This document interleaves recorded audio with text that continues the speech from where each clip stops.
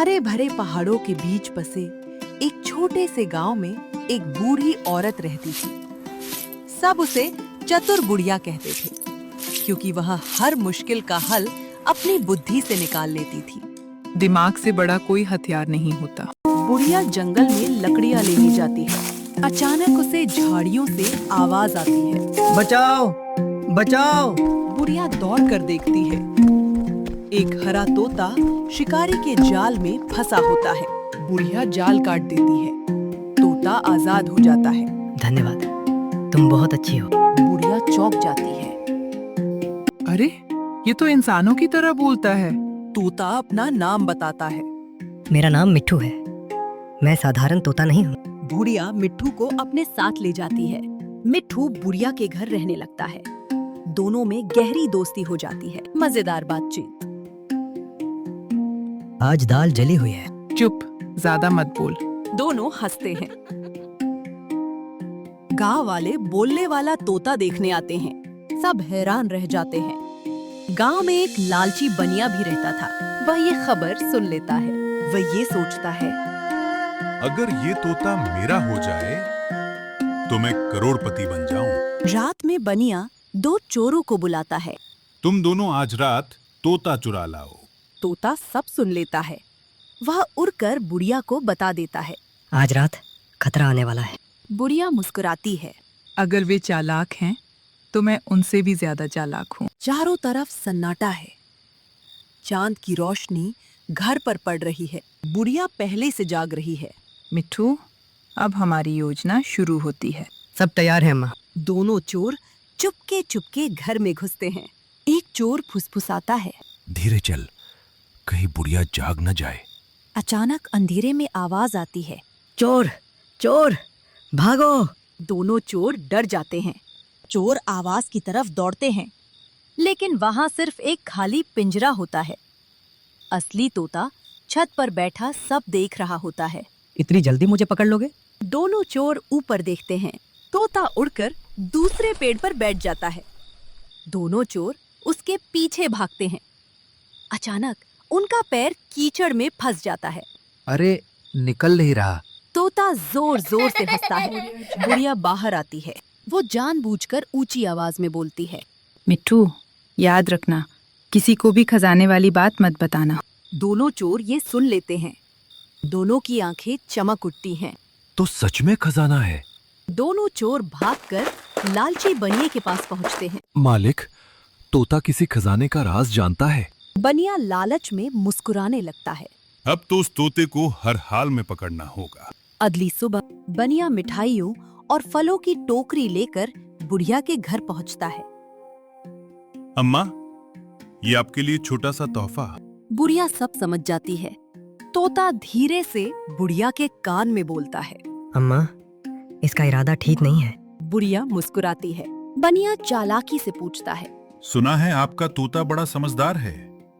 क्या ये सच में खजाने का रास्ता जानता है? तोता तुरंत जवाब देता है। जानता हूँ, लेकिन लालची लोगों को कभी नहीं बताता। तब भी वहाँ गांव का ही कुछ लोग आ जाते हैं। ये बात सुनकर लोग जोर जोर से हंसने लगते हैं। बनिया शर्मिंदा हो जाता है। रात में बनिया अकेला बैठा सोच रहा होता है। तभी एक आदमी उसके पास आता है और उससे कहता है, अगर तुम चाहो तो मैं उस तोते से खजाने का राज निकलवा सकता हूँ। बनिया हैरान रह जाता है। बनिया आदमी को अंदर बुलाता है। अगर तुम सच में उस तोते का राज बता दो तो आधा खजाना तुम्हारा। मुझे खजाना नहीं, सिर्फ तोता चाहिए।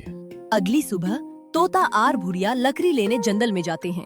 अम्मा, मुझे लगता है कोई हमारा पीछा कर रहा है। बुढ़िया चारों ओर देखती है। झाड़ियों के पीछे किसी की परछाई दिखाई देती है, लेकिन जैसे ही वह उधर जाती है, वहाँ कोई नहीं होता। तोता बुढ़िया को जंगल के अंदर ले जाता है। वहाँ एक बहुत पुराना बरगद का पेड़ होता है। चलते चलते तोता बुढ़िया को कहता है, अम्मा, यहीं से रहस्य शुरू होता है। तोता पुराने बरगद के पेड़ पर बैठ जाता है। अम्मा, मैं कोई साधारण तोता नहीं हूँ। पहले मैं राजमहल में रहता था। राजमहल में? राजा जाते जाते मुझे इस खजाने की राज के बारे में बता गया था। उसी दिन से कुछ लालची लोग मेरे पीछे पड़े हैं। अचानक झाड़ियों के पीछे से आवाज आती है तो आखिर तुम यहीं छिपे हो? आज ये तोता मेरा होगा। और वह दोनों चोर भी बाहर आ जाते हैं। तोता उड़ जाता है। चोर उसके पीछे भागते हैं। पहले मुझे पकड़ो, फिर राज जानना। दोनों चोर आपस में टकरा कर गिर पड़ते हैं। चोरों की ऐसी हालत देख बुधिया जोर जोर से हंसने लगती है। बनिया गुस्से में खुद तोते को पकड़ने दौड़ता है। तोता उड़कर एक मधुमक्खी के छत्ते पर बैठ जाता है। बनिया हाथ बढ़ाता है। छत्ता टूट जाता है। सैकड़ों मधुमक्खियां बनिए के पीछे पड़ जाती हैं। बचाओ बचाओ। बनिया और चोर किसी तरह भागकर बचते हैं। बुढ़िया तोते से पूछती है, अब सच सच बताओ, कौन सा राज है? अम्मा, ये राज अभी नहीं बता सकता। उसके बाद वो वापस घर आते हैं। रात का समय। बुढ़िया और मिठू अपने घर के बाहर बैठे होते हैं। मिट्ठू, अब मुझे सच सच बताओ, आखिर तुम किस राज की बात कर रहे हो? अम्मा, कई साल पहले मैं राजमहल में रहता था। एक दिन मैंने राजा के खजाने के बारे में एक बड़ा राज सुन लिया था। तो इसी वजह से वे लोग तुम्हारे पीछे पड़े हैं? हाँ, लेकिन असली राज खजाने का नहीं है। राजा ने अपना धन गरीबों के लिए छिपाया था। जो भी उसे पाएगा, उसे वो धन गांव के गरीबों में बांटना होगा। अब हमें सब पता चल गया। वो खजाना अब मेरा होगा। बनिया तोते को पकड़ने के लिए आगे बढ़ता है, लेकिन भुरिया ने पहले वह तैयारी की होती है। जैसे ही वे लोग आगे आते, भुरिया रस्सी खींचती है और नप्र एक जाल गिर जाता है। अरे, हम फिर फंस गए। गांव वाले वहां पहुंच जाते हैं और बनिया अपनी गलती मान लेता है।